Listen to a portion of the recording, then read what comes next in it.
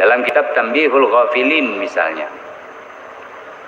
ada kisah tuh, disebutkan ya oleh As-Samarqandi. Ada seorang ahli ibadat,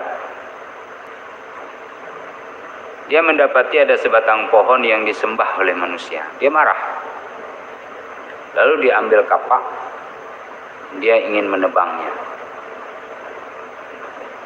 Tapi ada seseorang melarangnya, yang sebenarnya seseorang ini adalah iblis. Ini kisah ini masyhur dan ma'ruf di kalangan kita. Dia bersikeras harus ditebang karena ini menjadi sekutu bagi Allah Subhanahu wa taala.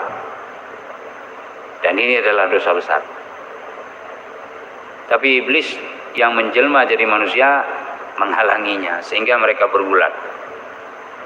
Dan iblis pun kalah. Dia mohon untuk berdialog. Tunggu dulu bang, katanya. Janganlah potong pohon itu. Tidak, katanya, harus saya potong. Begini, saya akan berikan 2 dinar setiap pagi untuk Anda, dan Anda akan dapatkan di bawah bantal. Dengan syarat janganlah potong. Oke, baik, sudah ada deal, kesepakatan, maka dia pulang, tidak jadi potong. Jadi ditebang pohon itu.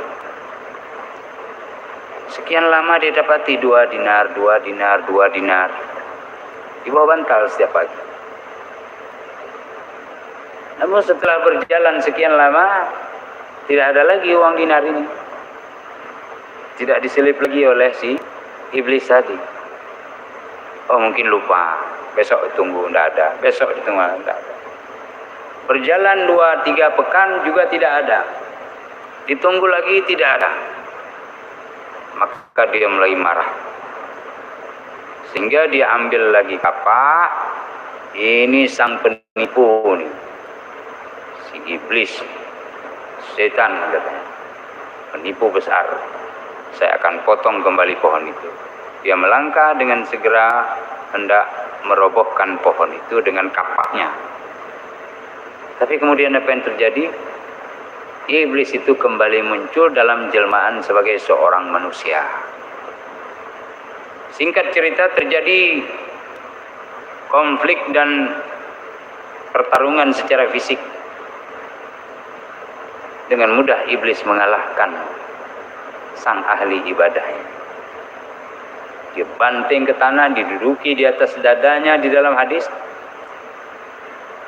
Kemudian dicekiknya pada lehernya. Sambil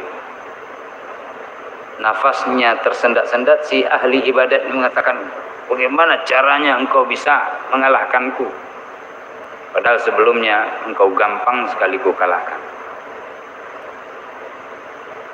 Kata sang iblis ini, itu karena engkau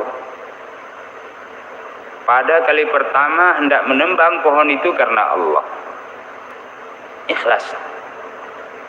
Tapi kali ini engkau ingin menebangnya hanya karena mengharapkan 2 dinar yang ingin engkau ambil di balik bantal. Iya kan katanya.